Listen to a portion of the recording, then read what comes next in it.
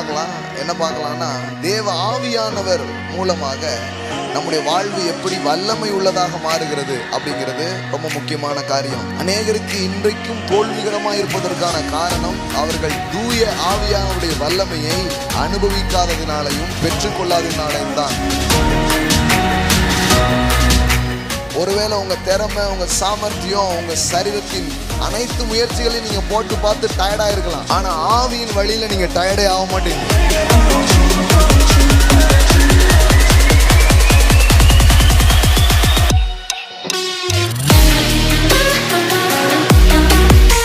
பரிசுத்த ஆவியில யாராவது நிரம்பிட்டா நமக்கு பயமாயிடும். எங்க நம்ம தப்ப போறோம் சொல்லிடுவாங்களோ அப்படின்னு. ஏன்னா ஆவியானவர்னால யாரு போட்டு உடைக்கிறவர் அப்படின்னு சொல்லிட்டாரு.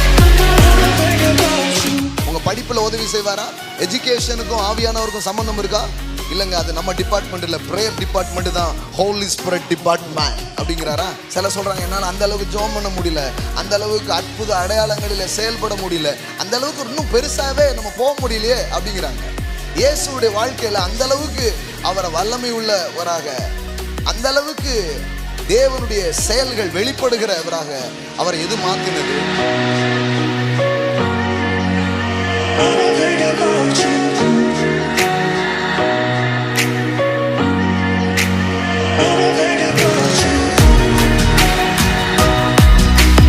இன்னைக்கு நீங்க குறிச்சு வச்சுக்கோங்க.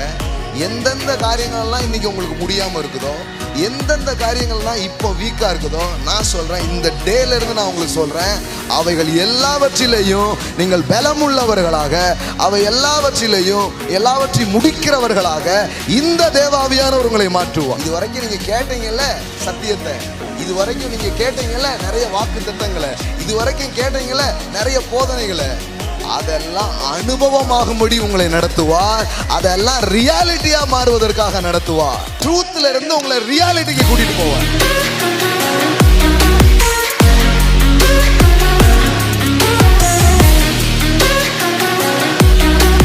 சில பேருக்கு என்ன பிரச்சனைனா, ஒழுங்கா ஒரு ஜபம் கூட பண்ண தெரிய மாட்டேங்குன்னு அர்த்தம்னா, சில சூழ்நிலைகள்ல நம்ம போகும்போது என்ன ஜெபம் பண்ணணும்னே தெரியல.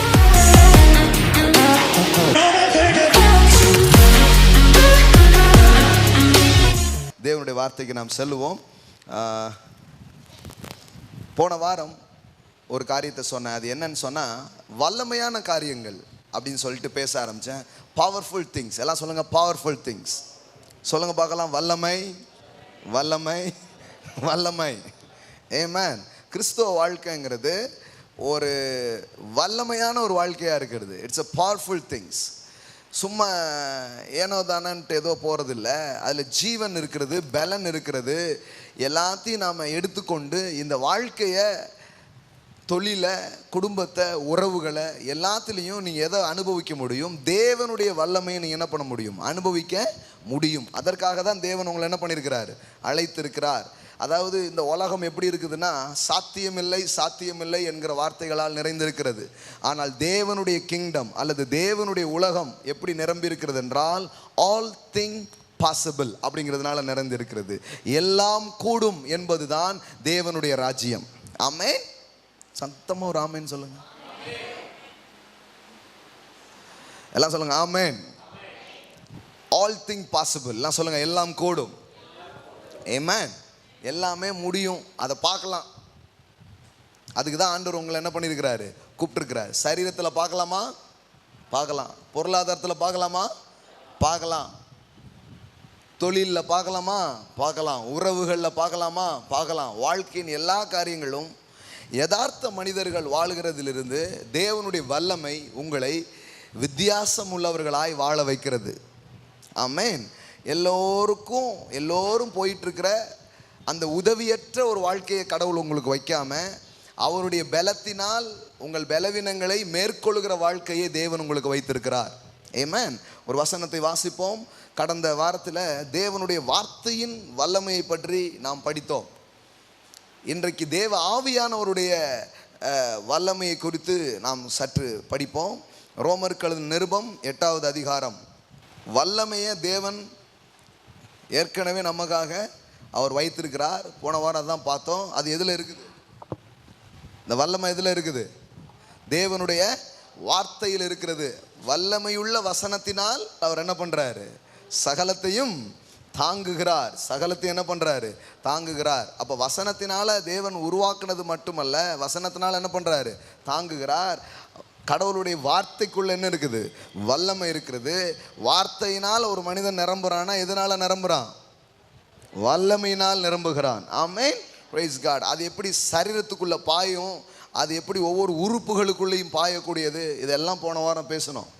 இப்போ இன்னைக்கு ஒன்று பார்க்கலாம். என்ன பார்க்கலாம்னா, தேவ ஆவியானவர் மூலமாக நம்முடைய வாழ்வு எப்படி வல்லமை உள்ளதாக மாறுகிறது அப்படிங்கிறது ரொம்ப முக்கியமான காரியம். வார்த்தையினால் ஏற்படுகிற வல்லமையை மாத்திரம் நாம் அறிந்திருந்தால் போதாது, பரிசுத்த ஆவியினால் ஏற்படுகிற அந்த வல்லமையை நாம் புரிந்து கொள்ள வேண்டும். கிறிஸ்தவ வாழ்க்கையே அநேகருக்கு இன்றைக்கும் தோல்விகரமாக இருப்பதற்கான காரணம் அவர்கள் தூய ஆவியானவருடைய வல்லமையை அனுபவிக்காததினாலையும் பெற்றுக்கொள்ளாததினாலையும் தான். என்றைக்கு உங்களுடைய வாழ்க்கையில் பரிசுத்த ஆவியானவருக்கு உங்களுக்கும் ஐக்கியமோ தொடர்பும் உங்களுக்கு ஏற்படுகிறதோ அன்னைக்கு உங்கள் வாழ்க்கையில் ஒன்று நடக்கும். அது என்ன நடக்கும் தெரியுமா? அது வர முடியாதது அதுக்கப்புறம் முடிய ஆரம்பிக்கும். அது வர நடக்காதது அதுக்கப்புறம் நடக்க ஆரம்பிக்கும். அது வர பார்க்காததை அதுக்கப்புறம் நீங்கள் பார்க்க ஆரம்பிக்கிறீங்க. ஆமென். அதனால தான் வேதவசனம் விவிதமாய் சொல்லுகிறது, பலத்தினாலும் அல்ல பராக்கிரமத்தினாலும் அல்ல, என் ஆவியினாலே எல்லாம் ஆகும். எல்லாம் சொல்லுங்க, அவருடைய ஆவியினாலே எல்லாம் ஆகும். ஒருவேளை உங்கள் திறமை, உங்கள் சாமர்த்தியம், உங்கள் சரீரத்தின் அனைத்து முயற்சிகளையும் நீங்கள் போட்டு பார்த்து டயர்டாக இருக்கலாம். ஆனால் ஆவியின் வழியில் நீங்கள் டயர்டே ஆக மாட்டீங்க. மாம்சத்தின் வழியில் நீங்கள் சோர்ந்து போவதற்கு வாய்ப்பு இருக்கிறது. ஆனால் ஆவியின் வழியில் நீங்கள் சோர்ந்து போவதே இல்லை. ஏனென்றால் அது தேவனுடைய பலத்தில் வாழ்கிற ஒரு வாழ்க்கை. இதை மாத்திரம் நம்ம கற்றுக்கொள்வோம்னு சொன்னால், இந்த உலகத்தில் நம்ம பலம் உள்ளவங்களா, சக்தி உள்ளவங்களா, ஒரு பவர்ஃபுல்லான ஒரு பர்சனாக நாம் இந்த உலகத்தில் என்ன பண்ண முடியும்? வாழ முடியும். அது கடவுளுடைய விருப்பமாக இருக்கிறது. எல்லாம் சொல்லுங்கள், என்னை குறித்த தேவனுடைய விருப்பம் பலவீனம் அல்ல, பலன். ஆற்றல் இல்லாததல்ல, ஆற்றலோடு இருப்பது. ஆமென். அதனால தான் பாருங்கள், அது ரொம்ப முக்கியமான ஒரு அனுபவம், அது ரொம்ப முக்கியமான ஒரு காரியம். அது என்னைக்கோ ஒரு நாள் நடக்கிறது கிடையாது. இப்போ பெந்தைக்கோஸ்து கிறிஸ்தவங்க எல்லாருமே என்ன நம்புவோம்? பரிசுத்த ஆவியானவரை நம்புவோம், பரிசுத்த ஆவியானுடைய வல்லமையை நம்புவோம், கண்டிப்பாக நம்புவோம். அதுவும் எந்த அளவுக்கு தான் நம்பப்படுகிறதுன்னு சொன்னால், ஆலயத்தில் ஆராதனை நேரத்தில் பக்கத்து சேருக்கு போடுற வரைக்கும். இன்றைக்கி வல்லமை வந்துச்சுன்னா என்ன அர்த்தம்? ஒன்றும் இல்லை, சிஸ்டர் முன்னாடி இருந்த சேர்லேருந்து இப்போ பின்னாடி சேருக்கு வந்துட்டாங்க. இல்லை, பின்னாடி சேர்லேருந்து சிஸ்டர் எங்கே போயிட்டாங்க? முன்னாடி சேருக்கு போயிட்டாங்க. இல்லை, பிரதர் கொஞ்சம் அப்போ அங்கே இங்கே என்ன பண்ணிட்டாரு, அசைஞ்சிட்டாரு, அப்படிங்கிறது மட்டுமே நம்ம நினைக்கிறோம். அது ஆலயத்தோடு முடிந்து விடுகிற வல்லமை அல்ல. அந்த வல்லமை உங்கள் வாழ்க்கைக்குள்ளே வரும் பொழுது உங்கள் வாழ்க்கையே பலனுள்ளதாக இருக்க ஆரம்பிக்கும். ஆமென். அதை கொஞ்சம் இன்னும் பார்க்கலாம். முதல்ல இந்த பரிசுத்த ஆவியானுடைய பரிசுத்த ஆவியானவருடைய இந்த வல்லமையினால் நம்முடைய வாழ்க்கை எப்படி நிரம்புகிறது, நம்முடைய வாழ்க்கை விதமாய் மாற்றப்படுது, இதை தான் கொஞ்சம் சொல்ல விரும்புகிறேன். பாருங்க, இயேசு கிறிஸ்துவுக்கே இது தேவைப்பட்டது. இதுதான் ரொம்ப ஆழமான காரியம். ரோமர்கள் நிருபம் 8:26 பாருங்க. அந்தபடியே ஆவியானவரும், எல்லாம் சொல்லுங்க, ஆவியானவரும் நமது பலவீனங்களில் நமக்கு உதவி செய்கிறார். ஆவியானவர் எதுக்கு வராரா? எதுக்குங்க? குறை சொல்றதுக்கு வராரா? உங்களை குற்றப்படுத்துறதுக்கு வராரா? நீ எவ்வளோ மோசம்னு சொல்றதுக்கு வராரா? ஒரு டைமில் பரிசுத்த ஆவியில் யாராவது நிரம்பிட்டா நமக்கு பயமாயிடும், எங்கே நம்ம தப்பப்புறம் சொல்லிடுவாங்களோ அப்படின்ட்டு. ஏன்னா ஆவியானவர்னால யார்? போட்டு உடைக்கிறவர் அப்படின்னு சொல்லிட்டாங்க.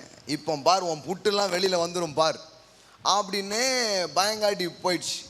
ஆனால் வேதாகமத்தை திறந்து பார்த்துட்டா வேதவசனம் சொல்லுது, தேவனுடைய ஆவியானவர் எப்பேற்பட்ட வேலையை செய்கிறாருன்னா, நமது பலவீனங்களில் நமக்கு உதவி செய்கிறார். எல்லாம் சொல்லுங்கள், என்னுடைய வீக்னஸில் எனக்கு ஹெல்ப் பண்ணுறார். இப்போ இந்த இடத்துல இருக்கிற எல்லாருக்குமே ஒரு வீக்னஸ் இருக்குது. சரீரத்தில் இருக்கலாம், மனதில் இருக்கலாம், ஏதோ ஒரு லெவல் ரீதியில் ஒரு வீக்னஸ் இருக்கலாம் இல்லையா?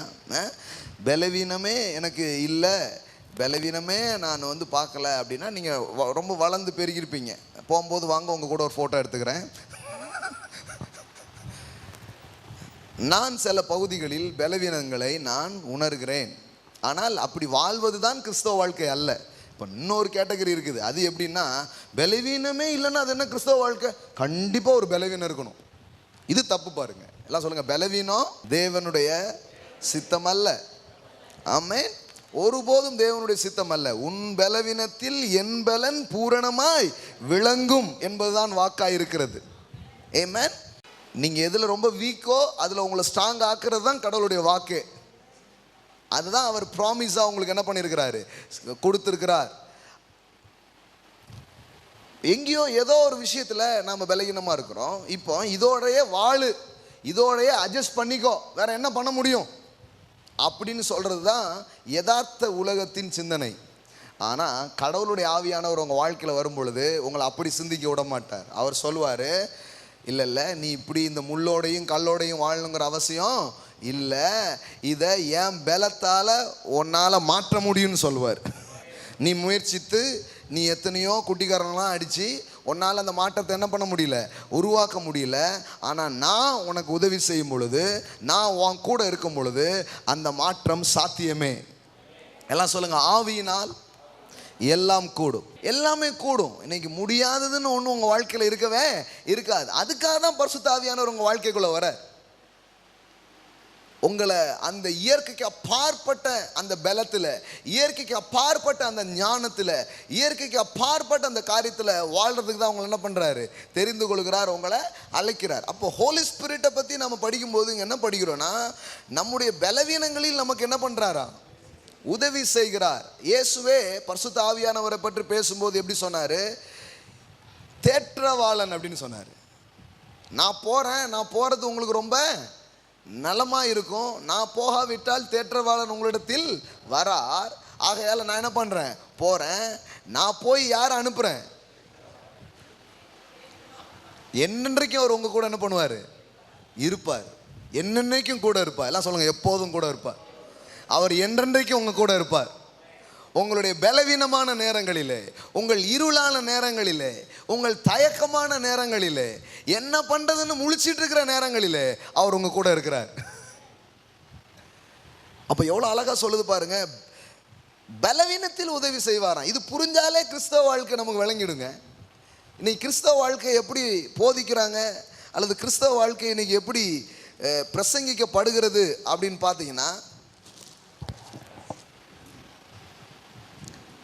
ரொம்ப சூப்பரான ஆட்கள்லாம் வாங்க அப்படின்ட்டாங்க,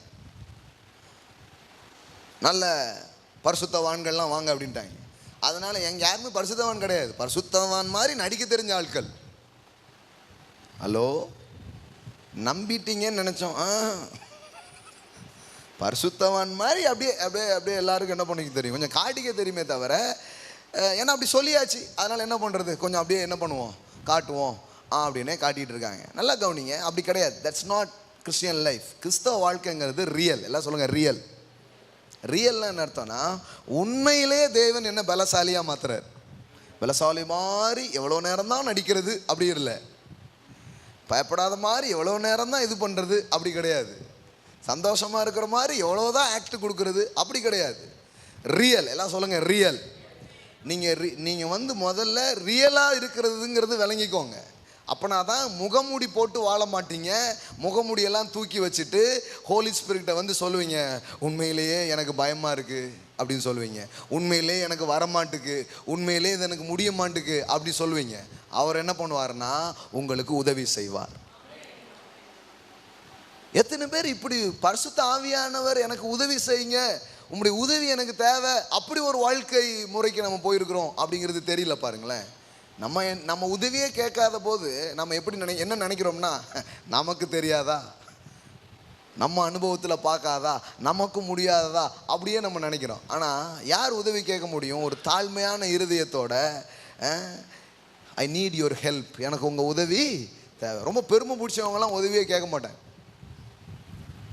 இந்த ஜெபம் பண்ணாமல் போகிற குரூப்பே பாருங்கள், ரொம்ப ப்ரௌட் ஏறிட்டுனா அவங்களால ஜெபமே பண்ண முடியாது. ஏன்னா நமக்கு எல்லாம் தெரியும், எல்லாம் அப்படி போயிடுவாங்க. ஆனால் உண்மையிலே எனக்கு முடியல, ஐ நீட் யுவர் ஹெல்ப். ஏன்னா அவர் ஹெல்ப்பர் தான், தேற்றவாளன் தான் அவருடைய பேர். அனதர் கம்ஃபர்டர், அனதர் கம்ஃபர்டர், உங்களுக்கு உதவி செய்யக்கூடியவராக அவர் இருக்கிறார். எல்லாம் சொல்லுங்கள், என் பலவீனங்களில் எனக்கு உதவி செய்வார். என் பலவீனத்தை பலனாக மாற்றுவார். அவர்தான் தேவனுடைய ஆவியானவர். இது நம்பிக்கையா நம்பிக்கை இல்லையா? இன்னைக்கு நீங்கள் குறித்து வச்சுக்கோங்க. எந்தெந்த காரியங்கள்லாம் இன்னைக்கு உங்களுக்கு முடியாமல் இருக்குதோ, எந்தெந்த காரியங்கள்லாம் இப்போ வீக்காக இருக்குதோ, நான் சொல்கிறேன், இந்த டேலேருந்து நான் உங்களுக்கு சொல்கிறேன், அவைகள் எல்லாவற்றிலையும் நீங்கள் பலமுள்ளவர்களாக, அவை எல்லாவற்றையும் முடிக்கிறவர்களாக இந்த தேவாவியானவர் உங்களை மாற்றுவார். இவருக்கும் உங்களுக்கு ஏற்படுகிற இந்த தொடர்பு, இவருக்கும் உங்களுக்கு ஏற்படுகிற இந்த இணைப்பு இருக்குது பாருங்க, அந்த இணைப்பில் சகலமும் சாத்தியமாக இருக்கிறது. சகலத்தையும் சாத்தியப்படுத்துகிற சத்திய ஆவியானவர். அதனால தான் தன் கூட இருந்து தன் போதனைகளை கேட்டு வளர்ந்த சீசர்களுக்கு இயேசு சொன்னார், வெறும் போதனை பத்தாதுப்பா, இவ்வளோ நாள் நான் உங்களுக்கு பண்ணினேன் அந்த பிரசங்கம் உங்களுக்கு பத்தாது, பிதாவின் வாக்குத்தத்தம் நிறைவேற நீங்கள் போய் எருசலேமிலே காத்திருங்கள் அப்படின்னு சொன்னார். வேதவசனம் சொல்லுகிறது, அவர்கள் நாடோறும் தேவாலயத்தில் கூடி தேவனை பாடி தேவனை ஸ்தோத்தரித்து, they are waiting in the presence of God. தேவ ஆவியின் தொடுதலுக்காக, தேவ ஆவியின் நிரம்புதலுக்காக அவர்கள் எருசலேமிலே காத்திருந்தார்கள். அதுதான் வாக்கு. அது வரைக்கும் நீங்கள் புறப்பட்டு போகாதிருங்கள்னாரு. அது வரைக்கும் நீங்கள் போயும் புரோஜனம் கிடையாது. ஏன்னா அது சும்மா ரவுண்ட் அடிச்சுட்டு வந்த மாதிரி இருக்கும், ஒரு வேலையும் நடக்காது. ஏன்னா இந்த தேவ ஆவியானவர் வரும்பொழுது தான் கிறிஸ்து சொன்ன அனைத்து வார்த்தைகளையும் நீங்கள் உறுதிப்படுத்த முடியும். அத்தனை வார்த்தைகளும் நிஜங்களாக மாறும். நிறைய பேருக்கு கூட கேள்வி, எவ்வளவோ வசனம் தெரியுதுங்க, ஆனால் ஏன் வாழ்க்கை அப்படியே இருக்குது? நான் சொல்லட்டுமா? வசனங்களை எல்லாம் சாத்தியப்படுத்த ஒருவர் இருக்கிறார், அவர்தான் சத்திய ஆவியானவர். ஆமென். அதனால தான் வேதவசனம் எப்படி சொல்லுது, சத்திய ஆவியானவர் வரும் பொழுது அவர் உங்களை சகல சத்தியத்திற்குள்ளும் நடத்துவார். சத்தியத்துக்குள்ள நடத்துவார்னா நம்ம என்ன நினைச்சிட்டோம், அவரும் வந்து இன்னொரு கொஞ்சம் 4-5 பாயிண்டை வச்சு பிரசங்கம் பண்ணுவார் போல அப்படின்னு நினைச்சிட்டோம். No no no. சகல சத்தியத்துக்குள்ள உங்களை நடத்துவார்னு நினைத்தோம்னா, இது வரைக்கும் நீங்கள் கேட்டீங்கல்ல சத்தியத்தை, இது வரைக்கும் நீங்கள் கேட்டீங்கல்ல நிறைய வாக்கு தத்தங்களை, இது வரைக்கும் கேட்டீங்கல்ல நிறைய போதனைகளை, அதெல்லாம் அனுபவமாகும்படி உங்களை நடத்துவார். அதெல்லாம் ரியாலிட்டியாக மாறுவதற்காக நடத்துவார். ட்ரூத்தில் இருந்து உங்களை ரியாலிட்டிக்கு கூட்டிகிட்டு போவார். ஹல்லேலூயா. சத்தியம் அனுபவமாக மாற ஆரம்பிக்கும். எப்போனா இந்த பரிசுத்த ஆவியானவருடைய உதவி, இந்த பரிசுத்த ஆவியானவரோடு நமக்கு ஏற்படுகிற ஐக்கியம், இவரை சார்ந்து கொள்ளுதல் உங்கள் வாழ்க்கையில் சகலத்தையும் சாத்தியமாக்கும். ஒவ்வொரு வேதவசனத்தை வாசிக்கும் பொழுது, ஒவ்வொரு வாக்குத்தத்தத்தை வாசிக்கும் பொழுது நீங்கள் கேட்க முடியும், தேவ ஆவியானவரே இவைகளுக்குள் என்னை நடத்தும், தேவ ஆவியானவரே இவைகளை நான் அனுபவிக்கும்படியா என்னை நடத்தும் கேளுங்க. அவர் உதவியாளராக இருக்கிறாரு, அவர் ஹெல்ப்பர். எல்லாம் சொல்லுங்க, எனக்கு ஒரு ஹெல்ப்பர். பரத்திலிருந்து ஒரு உதவி உங்களுக்கு வந்திருக்கிறது. ஒத்தாசை வரும் பர்வதங்களை நோக்கி பார்க்கிறேன் அப்படின்னு தாவீது சொல்கிறான். ஆனால் உங்களுக்கு அப்படி இல்லை. உங்களுக்கு எனக்கு எப்படின்னா, ஒத்தாசை செய்கிறவரே உங்கள் வாழ்க்கையில் இறங்கி வந்திருக்கிறார், உங்கள் வாழ்க்கைக்குள்ளே அவர் வந்திருக்கிறார். ஆமென். அதனால தான் இங்கே சொல்லப்பட்டிருக்குது, அன்றியும் பரிசுத்த ஆவியானவர் நம்முடைய பலவீனங்களில் நமக்கு என்ன பண்ணுறாரா, உதவி செய்கிறார். எல்லாம் சொல்லுங்கள், உதவி செய்கிறார். அதுவும் பாருங்க, அதில் என்ன காரியம் போட்டிருக்குது, நாம் ஏற்றபடி வேண்டிக் கொள்ள வேண்டியதென்று அறியாமல் இருக்கிற படியினால். சில பேருக்கு என்ன பிரச்சனைனா, ஒழுங்காக ஒரு ஜபம் கூட பண்ண தெரிய மாட்டேங்குன்னு அர்த்தம்னா, சில சூழ்நிலைகளில் நம்ம போகும்போது என்ன ஜோம் பண்ணுன்னே தெரியல. சிலர்லாம் பார்த்தா இவங்களுக்கு இனிமேல் என்னத்தை சொல்லி ஜோம் பண்ண,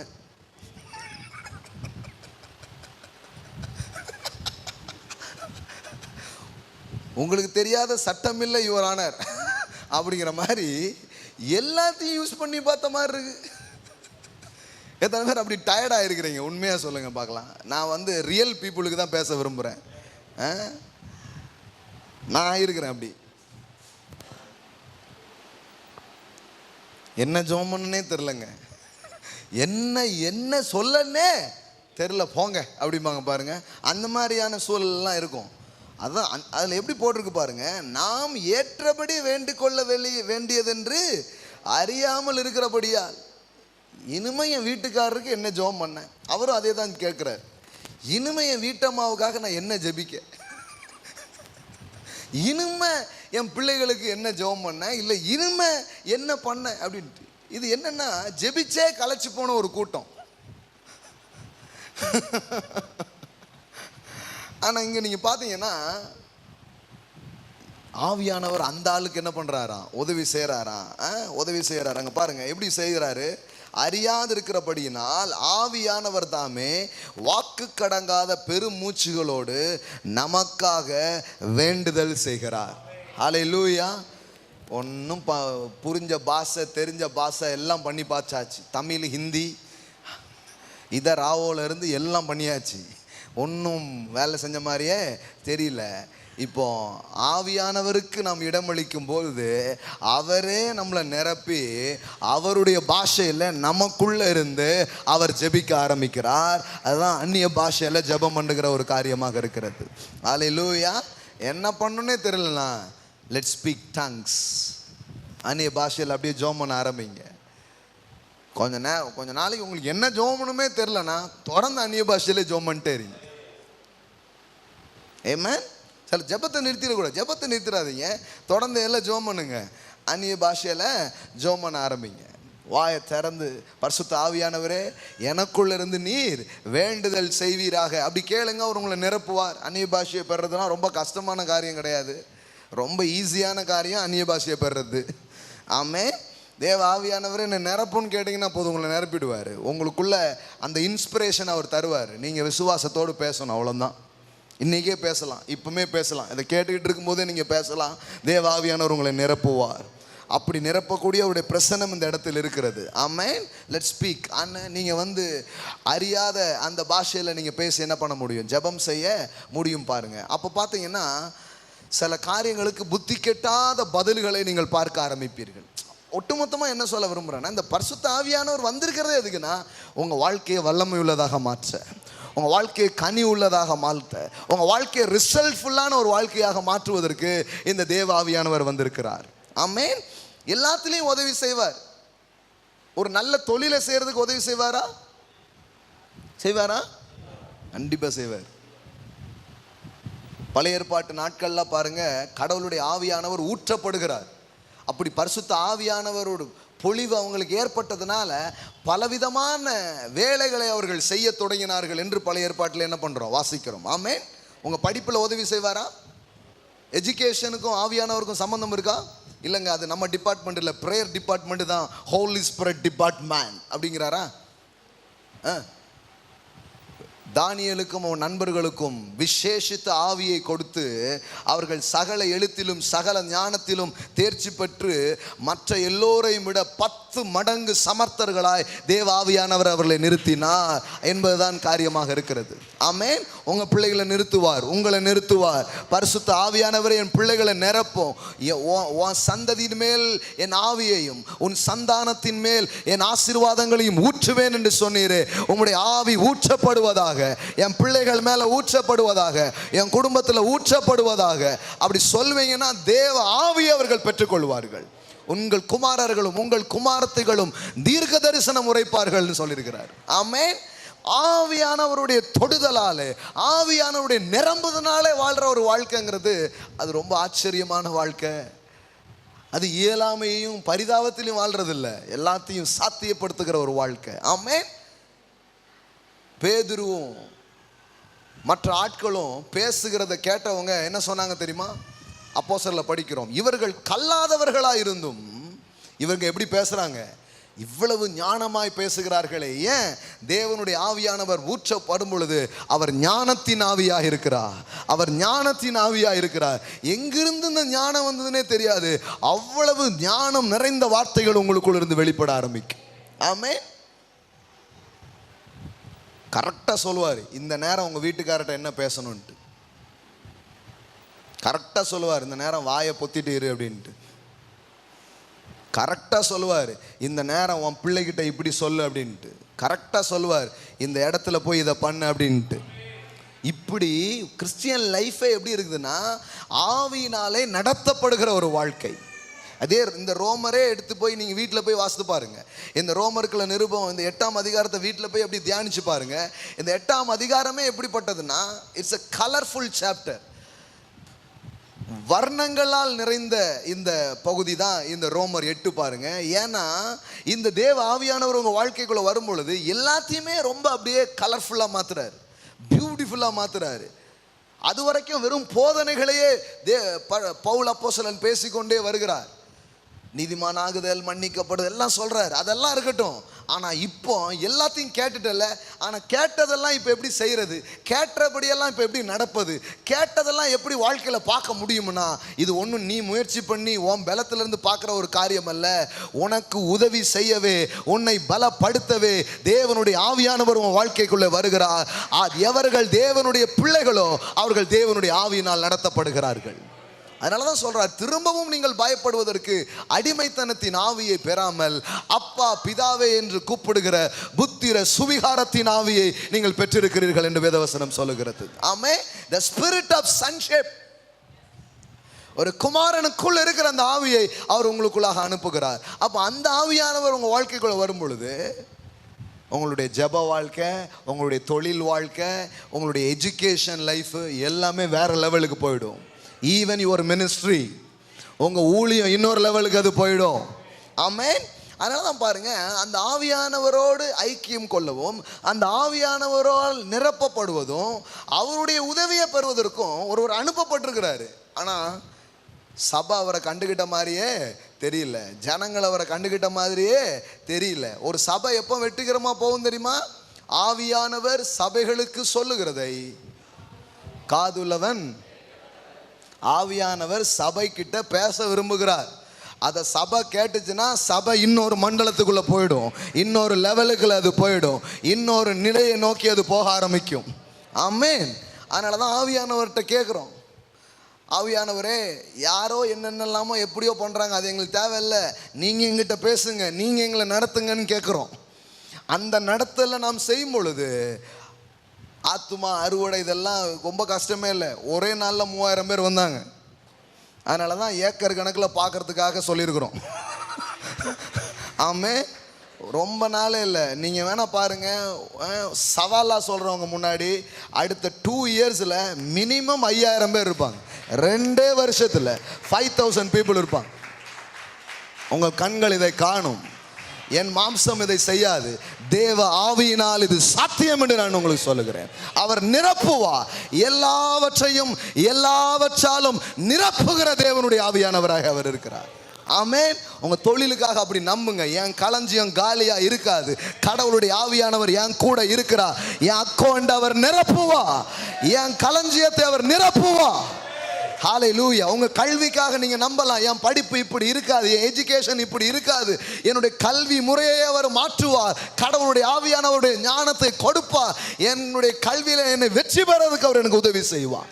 உங்களை கிண்டல் அடிக்கிற ஆவியானவர் கிடையாது, உங்களை கேலி பண்ற ஆவியானவர் கிடையாது. அது உங்க நண்பர்களோ வேற யாரோ அதை செஞ்சுட்டு இருக்கலாம். ஆனா இவர் வரும் பொழுது உங்கள் காயங்களை ஆற்றுவார், உங்க கட்டுகளை அறுப்பார், இவர் உங்களுக்குள்ளே வல்லமையான கிரியைகளை செய்வார். ஆமென். அவர் உங்களுக்குள்ள கிரியை செய்யும் போது என்ன நடக்கும் தெரியுமா? அதை தான் எபேசியர்ல படிக்கிறோம். எப்படி படிக்கிறோம்னா, நீங்கள் நினைப்பதற்கும் வேண்டிக் கொள்வதற்கும் மிகவும் அதிகமாய் நமக்குள்ளே கிரியை செய்கிற அவருடைய வல்லமையின்படியே நமக்கு செய்ய வல்லவராயிருக்கிறார். அப்படின்னா என்ன அர்த்தம்னா, நீங்க நிறைய கேட்டுக்கிட்டு இருக்கீங்க, நிறைய நினைச்சுக்கிட்டு இருக்கீங்க, இது எல்லாம் எப்போ சாத்தியமாகுது போது தெரியுமா? உங்களுக்குள்ளே வந்து அந்த தேவ ஆவியானவர் கிரியை செய்யும் பொழுது நீங்க நினைச்சதை விட கேட்டதை விட அதிகமான காரியங்களை உங்க வாழ்க்கையில நீங்கள் பார்க்க ஆரம்பிப்பீர்கள். ஆமென். நீங்க எக்ஸ்பெக்ட் பண்ணதை விட அதிகமா நீங்க பார்ப்பீங்க. நீங்க ஜெபிச்சதை விட நினைச்சதை விட உங்களை அதிகமா ஸ்கோர் பண்ண வைப்பார், அதிகமா ஜெயிக்க வைப்பார். ஆகாப் ரதங்களை பூட்டி பயணம் பண்ணுகிற ஒரு ஆள், ஒரு ராஜா. மழை வருது, தீர்க்கதரிசி சொல்லிட்டான், என்ன பண்ண வரப்போகுது, பெருமலையின் சத்தத்தை கேட்ட மழை என்ன பண்ண போகுது, வரப்போகுது, அவனை ரதத்தை பூட்ட சொல்லுன்ட்டான். ரதம்னா எத்தனை குதிரை? 7 குதிரைகளுக்கு மேலே கட்டி, அது சேரட், அதில் தட்டி போவோம், அவ்வளோ ஸ்பீடாக போவோம். நீ கூட ஸ்பீடை கணக்கு பண்ணும்போது அப்படி தானே சொல்கிறாங்க, இத்தனை குதிரை ஸ்பீடு அப்படின்னு தானே சொல்கிறாங்க. அப்படி தட்டி போவான். ஆனால் இந்த தீர்க்கதரிசி இருக்கிறாரு, இவருக்கு எந்த ரதமும் கிடையாது, ஒன்றும் கிடையாது, அவருக்கு ஆவியானவரே ரதம்.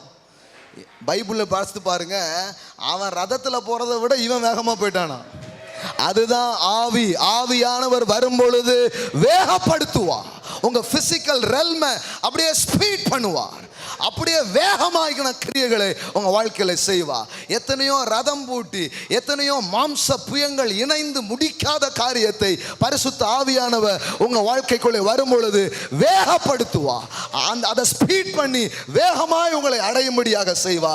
மாம்சத்தை நீங்கள் முந்துவீர்கள், மாம்ச உலகத்தை நீங்கள் முந்துவீர்கள். ஆவியின் உலகம் மாம்ச உலகத்தை ஜெயிக்கும் என்பதுதான் வாக்குகளாக இருக்கிறது. ஹல்லேலூயா.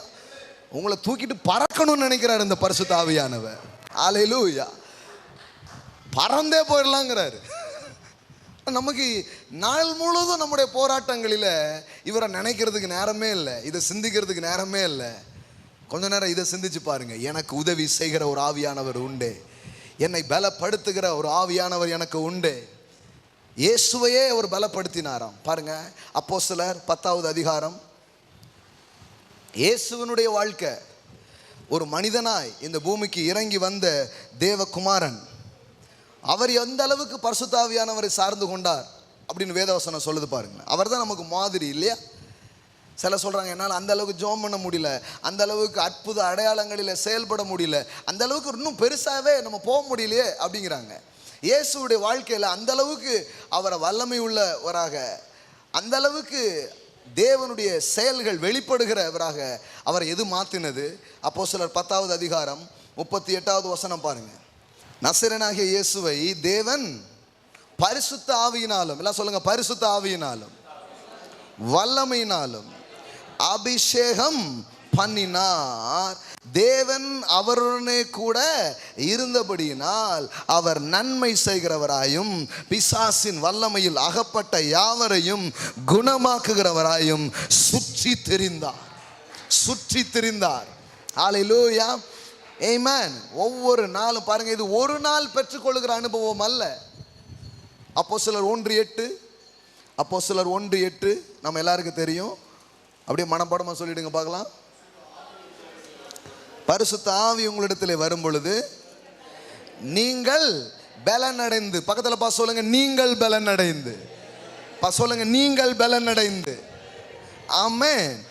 நீங்கள் பலனடைந்து திருநெல்வேலியிலேயும் அம்பா சமுத்திரத்திலேயும் கல்லிடை குறிச்சியிலேயும் பாளையம் கோட்டையிலேயும், ஹல்லேலூயா, நாகர்கோயிலேயும் தூத்துக்குடியிலேயும் துபாயிலேயும் அபுதாபியிலேயும் அலைன்லேயும், ஹல்லேலூயா, எங்கெல்லாம் இருக்கிறீங்களோ அங்கெல்லாம் அவருக்கு சாட்சிகளான ஒரு வாழ்க்கையை நீங்கள் வாழ்வீர்கள்.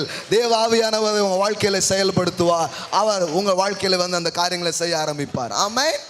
அங்கே பாருங்க, பலனடைந்து எருசலேமிலும் அப்படின்னா லோக்கல் ஏரியா. ஆமென். கேடிஸ் நகரில் பார்ப்பாங்க, என்ஜிஓ காலனியில் பார்ப்பாங்க. ஆமென், ஆமென், ஹல்லேலூயா, குலோனிகபுரத்தில் பார்ப்பாங்க.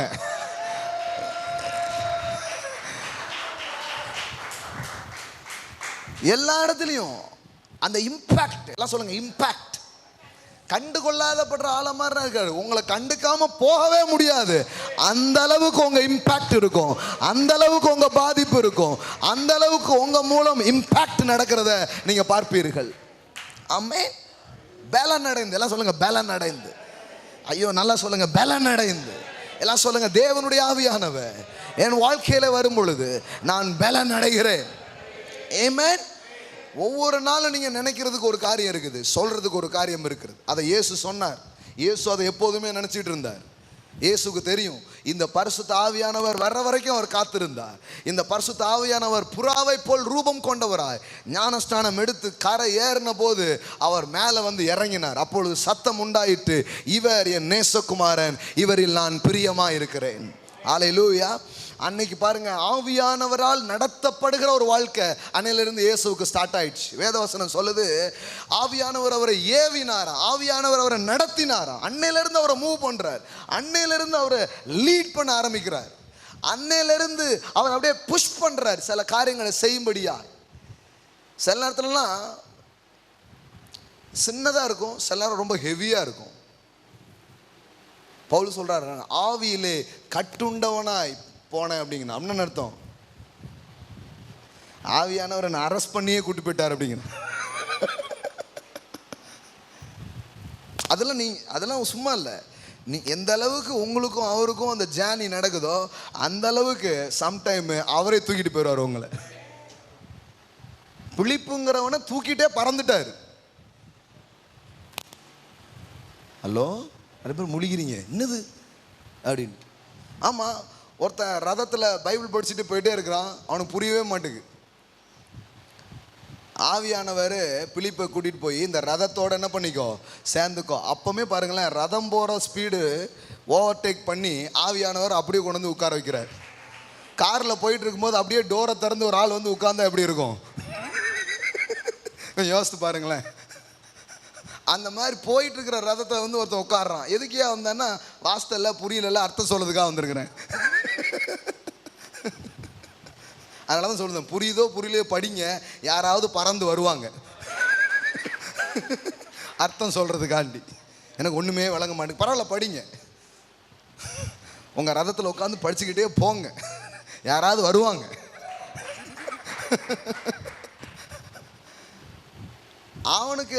அவன் ரதத்திலே ரசிக்கப்பட்டிருந்தான். அவனுக்கு ஞானஸ்தானம்லாம் அங்கேயே கொடுத்துட்றாங்க. கொடுத்துட்டு திரும்பி பார்த்தா பிலிப்புவை காணும். ஏன்னா இன்னொரு இடத்துக்கு தூக்கிட்டு போயிட்டார். ஃப்ளைட்டு, அவர் ஒரு ஃப்ளைட் வச்சிருக்கிறாரு. இட்ஸ் அ டைம் ட்ராவல் அப்படின்னு இன்னைக்கு சொல்கிறோம். ஆமாம், ஒரு ஊழியக்காரர் வந்து சொல்கிறாரு, அவர் ஒரு கண்ட்ரிக்கு போகணும் ஊழியம் செய்கிறதுக்கு, பலவிதமான தடை. அவர் வந்து வர்ஷிப் பண்ணிட்டு லிஃப்ட்டில் போயிட்டே இருந்தாராம். லிஃப்ட்டை திறக்கிறாராம், அந்த நாட்டுக்குள்ளே வராராம். முழிப்புதுங்குதா? அவர் வழக்கமான போகிற லிஃப்ட்டில் வர்ஷிப் பண்ணிட்டு போயிட்டு கதவை திறந்தா அந்த கண்ட்ரியில் வராராம். Without passport, without visa. சில நேரத்தில் தேவைப்பட்டா அப்படி கூட கூட்டிகிட்டு போவார். நம்புனா நம்புங்க, நம்புனாதான் சோறு. அப்ப நம்புறேன் அப்படிங்கிறீங்களா? ஆவியின் உலகத்துக்கு வரம்புகளே கிடையாது. there is no boundaries. அங்க எல்லையே கிடையாது. அங்கு எல்லையற்ற விதத்தில் எதுவும் சாத்தியம் என்பதுதான் பரிசுத்த ஆவியானுடைய காரியமா இருக்கு. நீங்க இவரை தியானிப்பீங்கன்னா, இவரோட ஒரு ரிலேஷன்ஷிப் உங்களுக்கு இருக்கும்னா, இவரை அறிகிற அறிவில் நீங்க வளருவீங்கன்னா, நான் சொல்றேன், அசாத்தியங்களை நீங்கள் பார்ப்பீர்கள். அசாத்தியங்களை நீங்கள் பார்ப்பீர்கள். சாத்தியம் இல்லாததை உங்க வாழ்க்கையில சாத்தியப்படுத்துகிற தேவனுடைய ஆவியானவர். ஆமென். எல்லாத்துலேயும் உங்களுக்கு உதவுறதுக்கு ஒருத்தர் வந்துட்டாருன்னா அப்புறம் என்ன பிரச்சனை உங்களுக்கு? அப்போ இயேசு இதை அறிந்திருந்தார் பாருங்க. அதனால தான் சீசர்கள்ட்ட சொன்னார், வெயிட் பண்ணுங்க, அவரை பெற்றுக்கொள்ளுங்க, அவரால் என்ன பண்ணுங்க, நிரப்ப படுங்க அப்படின்னு சொல்லித்தராரு. அப்போ இங்கே பாருங்க, இயேசுவை, நசரனாக இயேசுவை தேவன் தம்முடைய வல்லமையினாலும் பரிசுத்த ஆவியினாலும் அபிஷேகம் பண்ணினார். ஆமென். தேவன் அவருடனே கூட இருந்தபடினால் நன்மை செய்கிறவராயும் பிசாசின் பிடியில் அகப்பட்ட யாவரையும் குணமாக்குகிறவராயும் அவர் சுற்றி திருந்தாராம். ஆமென். இந்த ஸ்கிரிப்சர் தான் நம்ம இந்திய தேசத்தில் தேவனால் வல்லமையாக எடுத்து பயன்படுத்தப்பட்ட டிஜிஎஸ் தினகரன் ஐயா அவர்கள் இந்த ஸ்கிரிப்சர் தான் அவரை இன்ஸ்பயர் பண்ணதா சொல்கிறாரு. இந்த நசரனாக இயேசுவை இதை வாசித்த பிறகு தான் அவர் உணர்ந்தார், இந்த கிறிஸ்தவ வாழ்க்கை வெத்து வாழ்க்கையாக இருக்குது. இது அர்த்தமுள்ள ஒரு வாழ்க்கையாக மாறணும்னா தேவ ஆவியானுடைய நிறைவு எனக்கு தேவை. பரிசுத்த ஆவியின் நிறைவு எனக்கு அவசியமாக இருக்கிறது. இந்த பரிசுத்த ஆவியின் நிறைவு என்பது பெந்தேகோஸ்தே நாளிலே அவர்கள் மீது இறங்கி வந்த ஒரு நாள் அனுபவம் அல்ல. சிலர் ஒரு நாள் அதை அனுபவிக்கிறாங்க, ஆனால் அதுக்கப்புறம் அந்த அனுபவமே அவங்களுக்கு இருக்கிறது இல்லை. நான் சொல்கிறேன், ஒவ்வொரு நாளும் இந்த ஆவியினால் நீங்கள் நிரப்பப்பட முடியும். ஒவ்வொரு நாளும் அவரை பாடி, அவரை துதித்து, அவருடைய பிரசன்னத்தினாலே நீங்கள் ஒவ்வொரு நாளும் நிரம்ப இது சாத்தியமாக இருக்கிறது. ஆமே, எல்லாம் சொல்லுங்க, ஒவ்வொரு நாளும் ஆவியினாலே நிரம்பின ஒரு வாழ்க்கை. ஆமென். அப்படி நிரம்புவீங்கன்னா நீங்கள் இன்னொரு டைமென்ஷனை பார்ப்பீங்க, இன்னொரு உலகத்தை நீங்கள் பார்ப்பீங்க, இன்னொரு பதில்களை பார்ப்பீங்க, தீர்வுகளை உங்கள் கண்கள் காணும் என்று நான் உங்களுக்கு சொல்லுகிறேன். ஆமென். அதனால தான் பெந்தேகோஸ்தே நாளிலே அவர்கள் பெற்றுக்கொண்டது மட்டும் அவர்கள் அனுபவமாக இல்லாமல், அதற்கப்புறம் வேதவசனம் சொல்லுது அவர்கள் நிரப்பப்பட்டார்கள், அவர்கள் நிரப்பப்பட்டார்கள்னு அது திரும்ப திரும்ப வருது. சிலர் அன்னைக்கெல்லாம் ஆவியானவர் ஊற்றும் பொழுது அங்கே போய் விழுந்தோம் தெரியுமா, அதோடு விழுந்தது தான், எந்திரிச்சதே கிடையாது, இப்படியே இருக்கிறாங்க. ஐயோ, ஒவ்வொரு நாளும் இந்த ஆவியினால் நீங்கள் நிரப்பப்பட முடியும். ஹல்லேலூயா. நிரம்பி பாருங்க, அப்படி அலோ பண்ணி பாருங்க. அங்கே வந்து முடியாததுன்னு எதுவுமே இருக்காது, எல்லாமே ஆகும். ஆனால் இன்னைக்கு ஒன்று ஆழமாக விளங்கிக்கோங்க, முடியலையே வரலையே அப்படின்லாம் ஒரு மனநிலையில் நீங்கள் இருக்க வேண்டியதே இல்லை. ஏன்னா உங்களுக்கு உதவும்படியாக ஒருவர் இருக்கிறார். ஹல்லேலூயா, ஹல்லேலூயா. அவருடைய பிரசன்னத்தினால் நிரப்பப்படுங்க. ரைக்லாமோ ஷேகா தாரா பௌதரா. கட்டுகளை எல்லாம் அறுக்கிற தேவ ஆவியானவர், உங்களை விடுவிக்கிற தேவனுடைய ஆவியானவர். அவர் எங்கே உண்டோ அங்கு விடுதலை உண்டு என்று எழுதியிருக்கிறது. அவர் எங்கே உண்டோ அங்கு அதிசயம் நடக்கும். அவர் எங்கே உண்டோ அங்கு அற்புதங்கள் நடக்கும். அவர் எங்கே உண்டோ, ஹல்லேலூயா, அங்கு ஞானம் ஊற்றெடுக்கும், அங்கு பதில்கள் ஊற்றெடுக்கும், அங்கு தீர்வுகள் ஊற்றெடுக்கும். அவர் ஞானத்தின் ஆவியாக இருக்கிறார். அதனால தான் இயேசு கிறிஸ்து தன் வாழ்க்கையில் எப்பொழுதும் நினைவு கூர்ந்த ஒரு காரியம் இருக்கிறது. நீங்களும் நானும் அது நினைவு கூர்ந்தவர்களாய் இந்த இடத்த விட்டு நாம் செல்லலாம். வீட்டில் போய் வாசித்துக்கோங்க. ஏசாயா புத்தகத்தில் எழுதியிருக்கிறதை புதிய ஏற்பாட்டிலே அவர் வாசித்து காட்டுகிறார். ஏசாயா புத்தகத்தில் என்ன எழுதப்பட்டிருக்கிறது? கர்த்தராகிய தேவனுடைய ஆவியானவர் என் மேல் இருக்கிறார். எல்லாம் சொல்லுங்க, கர்த்தராகிய தேவனுடைய ஆவியானவர் என் மேல் இருக்கிறார். கென்னத் ஹேகின் என்கிற பெரிய தேவனுடைய ஊழியக்காரர் சொல்லுகிறார், அவர் ஒவ்வொரு முறையும் நான் ஜனங்களுக்கு போய் ஊழியம் செய்ய புறப்படும் பொழுது இந்த வார்த்தைகளை தான் சொல்லிக் கொள்வேன். கர்த்தராகிய தேவனுடைய ஆவியானவர் என் மேல் இருக்கிறார். Oh glory, oh glory. ராகாபோ சேக்லா மாந்தரா. ஹல்லேலூயா. அப்படியே இந்த கால் வளராத காலெல்லாம் அப்படியே வளரும் பாருங்க அவருடைய அந்த மினிஸ்ட்ரியில். இயற்கைக்கு அப்பாற்பட்ட காரியங்கள் நடக்கிறத ஜனங்கள் பார்ப்பார்கள். ரஹலபோ ஷேக்ல மாந்தரா. ஹல்லேலூயா, ஹல்லேலூயா. இன்னும் பெத்தேல் சபையினுடைய போதகர் அவர் சொல்றாரு, எனக்கு எப்போவுமே ஒரு உணர்வு இருக்கும். அது என்ன உணர்வுனா, என் தோல்ல ஒரு புறா அமர்ந்துகிட்டே இருக்கிறது போன்ற ஒரு உணர்வு. I carried his presence. சொல்லுங்க, என்னை காலையில் கர்த்தராகிய தேவனுடைய ஆவியானவர் என் மேல் இருக்கிறார். புக்கை கையில் திறக்கும் போது இதை சொல்லுங்க, படிக்க போகும்போது சொல்லுங்க, ஸ்கூலுக்கு போகும்போது சொல்லுங்க, கர்த்தராகிய தேவனுடைய ஆவியானவர் என் மேல் இருக்கிறார். சொல்லும் போது வித்தியாசமானதை பார்ப்பீங்க. பிஸ்னஸுக்கு போகும்போது சொல்லுங்க, கர்த்தராகிய தேவனுடைய ஆவியானவர் என் மேல் இருக்கிறார்.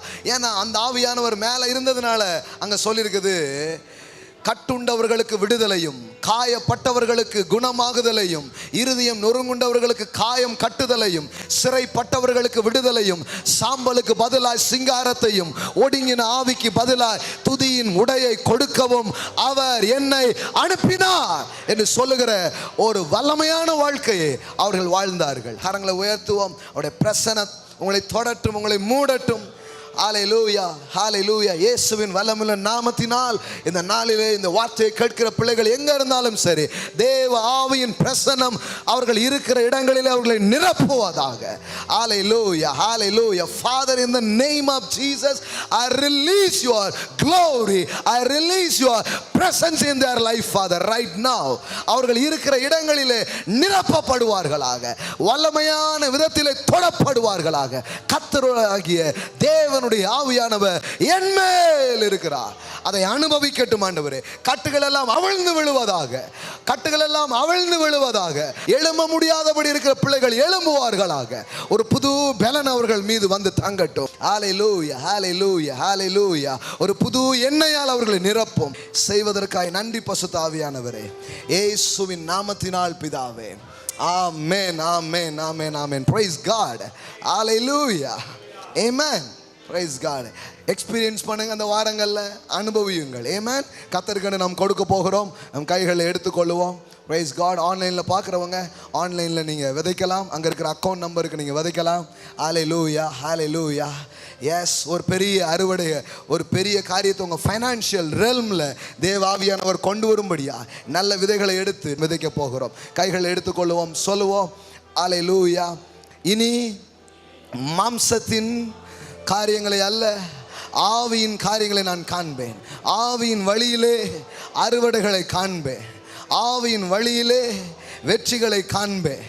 என் தொழிலை செய்ய, என் வேலையை செய்ய தேவ ஆவியின் பலத்தை இந்த காலையில் நான் பெற்றுக்கொள்கிறேன். ஐஸ்வர்யத்தை சம்பாதிப்பதற்கு அவர் தருகிற அபிஷேகத்தை பெற்றுக்கொள்கிறேன். கோரேசுக்கு கொடுக்கப்பட்ட அபிஷேகத்தை இந்த காலையில் பெற்றுக்கொள்கிறேன். கர்த்தராகிய தேவனுடைய ஆவியானவர் பணத்தை சம்பாதிக்க, பொருட்களை விற்க, தொழிலை நடத்த, இன்னும் காரியங்களை பெருக்க அவருடைய உதவியை பெற்றுக்கொள்கிறேன். ஆமென் and amen. Amen. Praise God. கர்த்தர் நல்லவர். Amen. Praise God.